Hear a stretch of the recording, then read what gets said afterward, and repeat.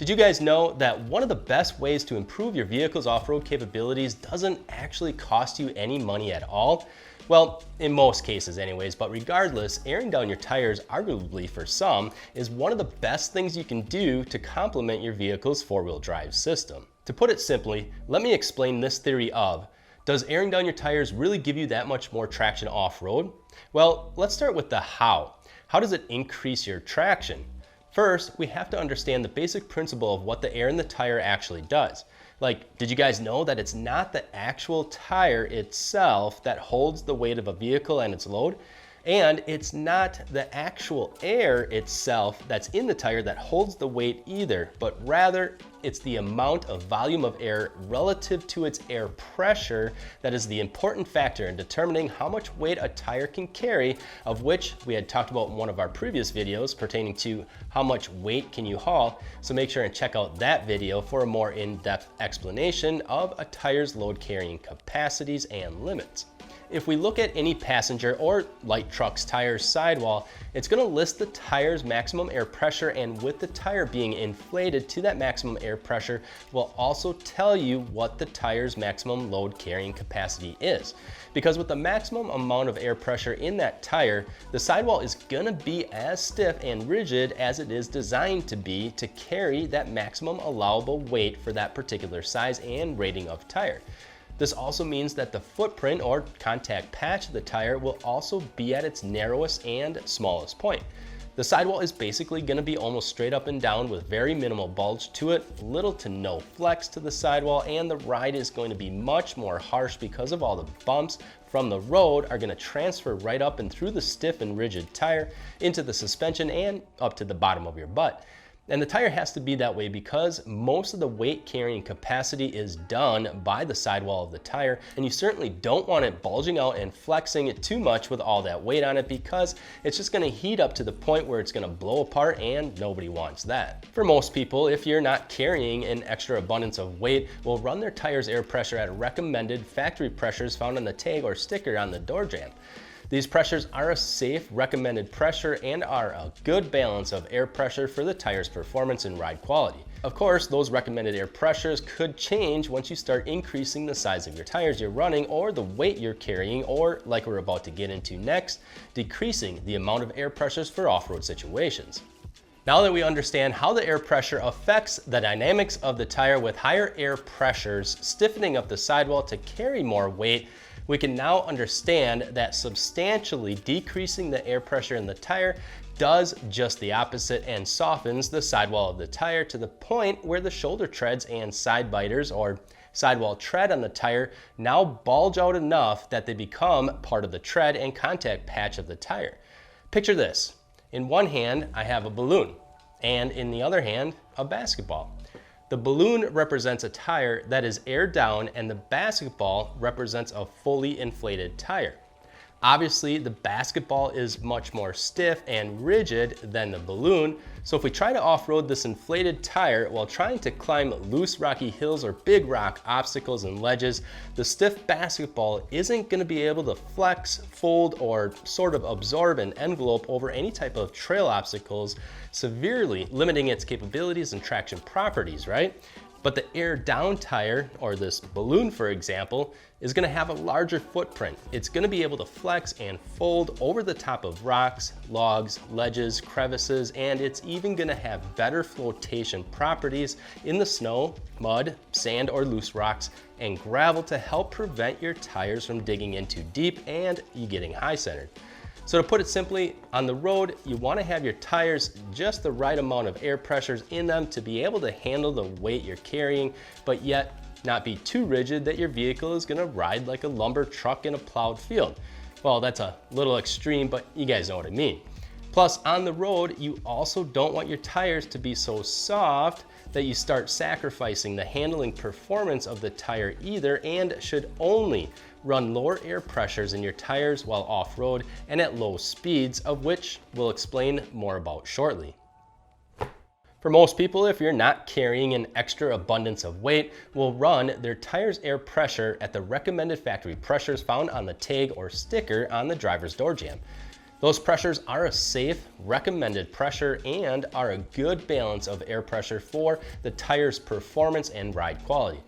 Of course, those recommended air pressures could change once you start increasing the size of the tires you're running or the weight you're carrying, or like we're about to get into next, decreasing the amount of air pressure for off-road situations. Now that we understand how the air pressure affects the dynamics of the tire with higher air pressures stiffening up the sidewall to carry more weight, we can now understand that substantially decreasing the air pressure in the tire does just the opposite and softens the sidewall of the tire to the point where the shoulder treads and side biters, or sidewall tread, on the tire now bulge out enough that they become part of the tread and contact patch of the tire.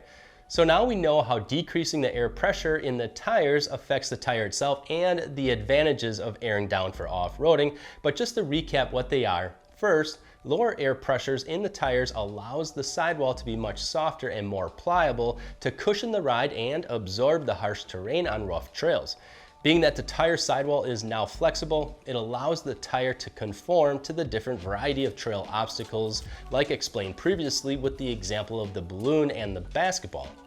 It also allows an increase in the tire's contact to the ground and enhances that much more traction to all four tires. Plus, a wider and larger contact patch gives the tire more capability to float on snow, mud, sand, and other loose debris type of terrains like loose rocks or gravel. And that all makes sense, right? And now you can see why airing down can be so beneficial to increasing the off-road performance of your tires and ultimately your vehicle. But with the advantages of airing down, there are also a number of disadvantages and cautions that come with it, like blowing the tire off the rim. Debeading the tire off its bead seat and getting a flat is probably one of the biggest risks with airing down your tires. Too much pressure on the sidewall while trying to navigate through a rock obstacle without bead locks or enough air in the tires, and it's a perfect recipe for popping the bead off the wheel. This is also one of the reasons that we're pretty excited about the Icon Alloy's new Rebound Pro with the interlocking bead technology, or Method Race Wheels 700 Trail Series wheels with their patented bead grip technology. And guys, we'll also link both the icons and methods in the description, plus you can also find them right on our website, and that's TrailBuilt Off-Road. But whether it's a bead grip technology or a bead lock technology, those types of designs are related specifically to enhancing your tire's off-road performance due to running low air pressures because of all the additional advantages that airing down offers while out on the trail. And along with the potential of popping your tire off its bead, airing down also decreases your ground clearance. The larger the diameter of the tire is, the more you can air it down, the more ground clearance you're gonna lose. Now, in almost every type of off-roading obstacle that you'll come across, personally, I would pick airing down the tires over ground clearance if I had to choose one or the other. In a perfect world, we would just choose both. And some people do with their portal axles and 49-inch tires or more, and then you can air way down and still maintain more ground clearance than someone, for example, running 35s with street pressures without portals. And if you're wondering what a portal axle is, well, you'll just need to Google it, as I could literally do an entire video on them alone. But anyways, in snow and mud, you want to try to get the best of both worlds. Not air down too much that you risk hanging up on the frame in the mud or snow, but yet maintain a decent amount of footprint and flotation. And we'll get into that question of what air pressures should I be running out on the trails in a bit. Another disadvantage to airing down is the loss of handling of your vehicle. If you've ever driven on low air pressures in the tires at higher speeds, well, then you already know just how squishy and unstable your vehicle feels and gets. With the sidewalls being more squishy and flexible than at street pressures, you lose the control of what the sidewalls offer at normal street pressures. Therefore, it's common practice that if you are driving on higher speed roads, like 25 miles an hour or higher, for example, to not air down your tires as much as when you know you're going to be doing mostly crawling or speeds aren't going to be much over 15 to 20 miles an hour. Also, if you plan on hitting the highway after you hit the trails, you'll need a way or a place nearby to air your tires back up to street pressures. There are no bigger enemies to a tire than heat, and with the sidewall flexed out from running low air pressures, that sidewall at highway speeds is gonna get hot and it's gonna come apart on you. If that happens, you might be okay, but chances are pretty good that it's gonna be really, really bad, especially with a lifted four-wheel drive vehicle, and nobody wants that. So although airing down might not cost you anything, airing up could get a little pricey. I'm pretty cheap myself when it comes to spending money, although I shouldn't be in situations that are pretty important, like air compressors, but I just went to O'Reilly's, picked up a $30 or $40 12-volt compressor that I always just keep in the back of whichever vehicle I'm driving at the time. There are a multitude of various ways to inflate your tires at the end of the day and before you hit the road, but if your compressor fails or you decide to drive to the nearest fueling station to air up your tires, just make sure you go slow enough that you don't have a blowout of one of your tires, and also slow enough that you don't do any damage to the sidewalls from the heat.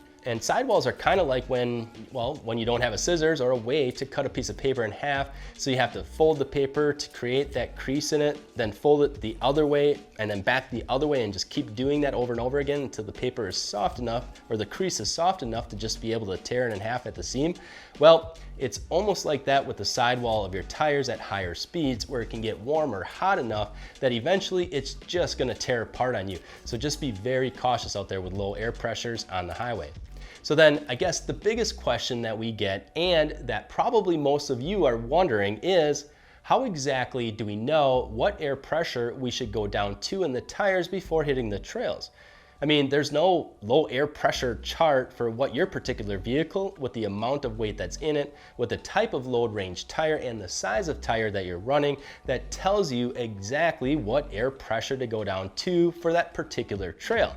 Well, for anyone not running some sort of bead grip or beadlock wheel, and you're running just a standard cast aluminum or steel wheel, then the rule of thumb is going to be by trial and hopefully not error, but start at a higher air pressure and work down by a couple of pounds of pressure each time.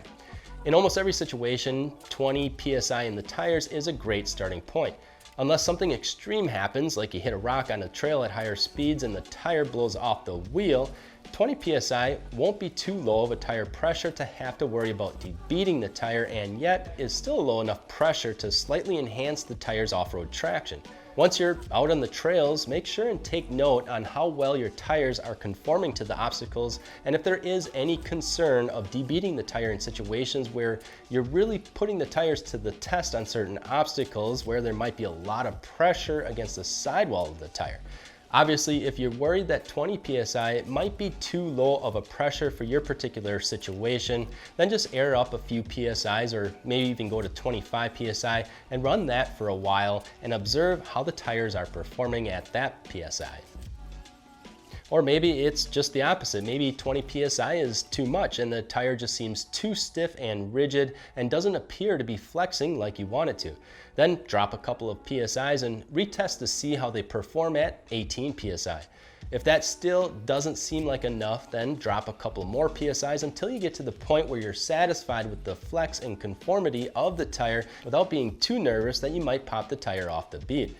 Every tire, every vehicle, every terrain, and every situation is going to be different, so it might take a few different trail rides with testing at different PSIs to really get your particular trail air pressures nailed down. Or like previously mentioned, if you really don't want to worry about losing the tire off the bead, then definitely check out the new Rebound Pros by Icon Alloys, or the Method Race Wheels, the 700 Trail Series with bead grip, or a standard beadlock wheel with a bolt-on beadlock ring, of which we all have these options on our website, and we'll link them in the description as well. And guys, one thing to note real quick is that both the Method 700 Trail Series and the Icon Alloys, the Rebound Pros, are both approved for running on the road, whereas a beadlock wheel with a bolt-on beadlock ring is not DOT approved for road use. So that might be the determining factor for you on where to start on the type of wheels you might be looking for. But if you guys do have any further questions on airing down, or which type of wheel and tire packages to go with,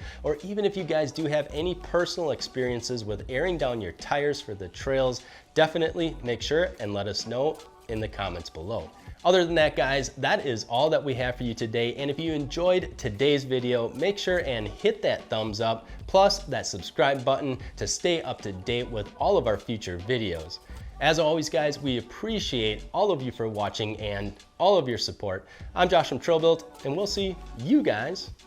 out on the trails.